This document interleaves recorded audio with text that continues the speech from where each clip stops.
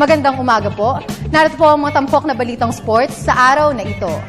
Patuloy ang impresibong performance sa training at sparring ni Nonito Donaire Jr. 2 linggo bago ang kanyang title challenge kontra WBA champion Simpiwe Vitieka ng South Africa. Pang-5 titulo sa 5 magkakaibang dibisyon ang sisipati ni The Filipino Flash sa showdown kontra Vitieka sa Mayo at 31. May report si Dennis Principe. Bumabalik na ang dating bilis at timing na naging mga armas ni Nonito Donaire Jr. tungo sa pagiging multi-division world champion. Ayon kay Donaire, kanilang ibinalik ang mga estilo ng training na naituro sa kanya ng kanyang ama na si Nonito Sr. Muli nagsama ang mag-ama sa training matapos ang halos 5 taon na di pagkakaintindihan sa kanilang mga personal na buhay. Ani Donaire Jr., importante para sa kanya na maibalik ang mga sistema sa training na naghubog sa kanyang kakayahan upang maging 4-division world champion.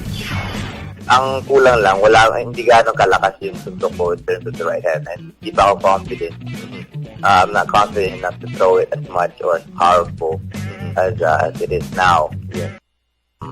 But it didn't bother me. It was just weak.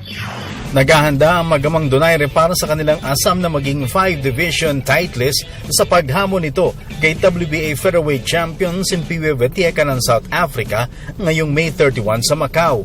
Inaasahan naman ni Donaire na magiging mabigat ang laban kontra Vitieka, isang veteran world champion na nagpalansap ng unang talo kay Indonesian superstar Chris John para maagaw ang WBA crown noong 1 taon. Matapos maagaw ang IBF World Flyweight crown kay Victor Shinyan via 5th round knockout noong 2007, itinagdag ni Donaire ang mga titulo sa super flyweight, bantamweight at super bantamweight divisions. Para sa Good Morning Boss, Dennis Principe, PTV Sports.